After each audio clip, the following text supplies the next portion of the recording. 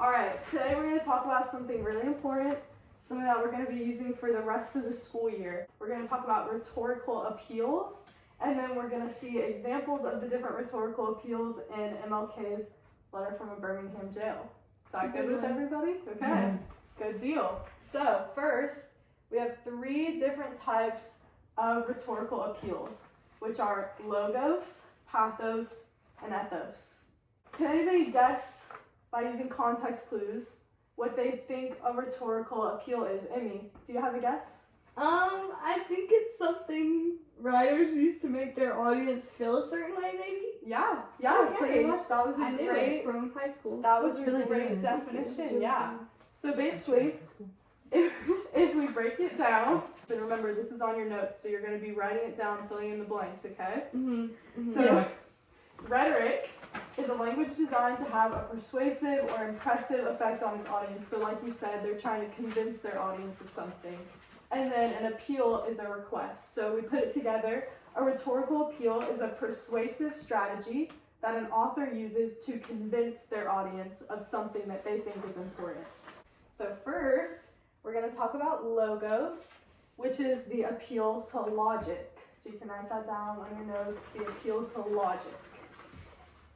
And basically, logos is when an author will use something like facts or statistics or maybe research or like reasoning, like inductive or deductive reasoning to back up their argument.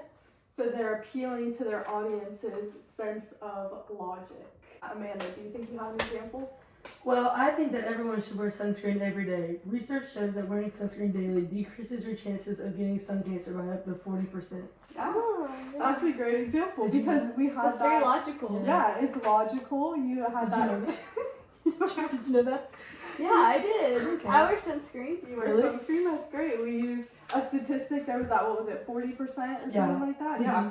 So that's a great example of the author trying to convince their audience, hey, you should wear sunscreen because this is a statistic. So that's what logos is.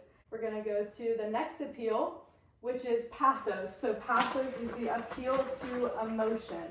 So we talked about logos, which is appeal to logic, and now we're moving on to kind of the opposite of that, which is the appeal to emotion. So very different. And basically, when an author uses pathos, they're going to use like personal stories or something that might like tug at the reader's heartstrings, like something emotional, maybe like really strong imagery or like vivid descriptive words, or even figurative language like alliteration or a simile or a metaphor or something like that. And also we see in pathos a lot of perspective switches, so like try and think from this person's perspective so that you can feel what they're feeling, you feel that emotion. So who can give me a good example of what they think pathos would sound like? McKenna, do you maybe have something for us today? Like, think emotion, think tug at the heartstrings.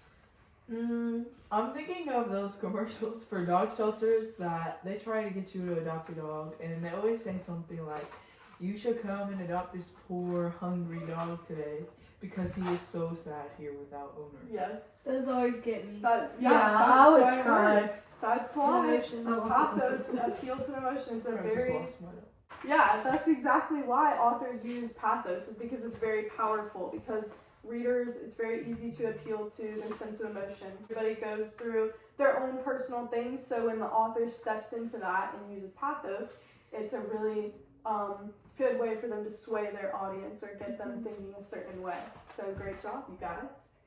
Next, we're going to go to ethos, which is our last appeal, and it's the appeal to credibility. So go ahead and write that in your notes. Appeal to credibility. So we talked about logos, appeal to logic, pathos, appeal to emotion, and now we're on to the last one, which is appeal to credibility. So, for appealing to the credibility, an author, basically, what's very important when you're trying to convince your audience of something is that your audience needs to trust you as an author. They need to know that you know what you're talking about, that you're not just making things up, and you're not gonna trick them into thinking something that isn't true. So you have to use ethos to get your audience to trust you, right? So when an author does something like state their credentials, say like, hey, this is why I know what I'm talking about. Or maybe they give some kind of explanation for why they're saying what they think or why they think what they think. Sometimes when they write with a confident tone or they just have that confident delivery, that's a good example of ethos. And also just their general knowledge, or especially a really popular one is when they cite credible sources, which is very important for persuasion. So what we're going to see is that ethos, logos, and pathos all kind of work together to persuade an audience. Now, Emmy, do you have a good example of ethos that we can hear?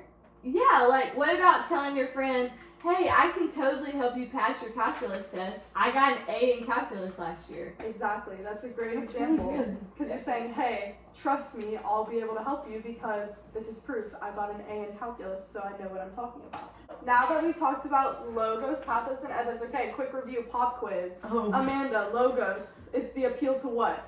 logic. Amazing. Emmy, can you tell me what pathos is? Appeal to? Emotion. Great job. And McKenna, what about ethos? Appeal to? Credibility. Great job. You You're guys really are smart, killing it. McKenna. Yeah. Thank you. Now, if you guys see on your guided notes, you have a little exercise. It's just 3 multiple choice questions. And remember, we've already been looking at Letter from a Birmingham Jail, so just read through those passages and then select which one you think Martin Luther King Jr. is using specifically in that passage, and then we can go over it really quick as a class, okay? Great job, you guys. You did really amazing today. Thank you for paying attention in class.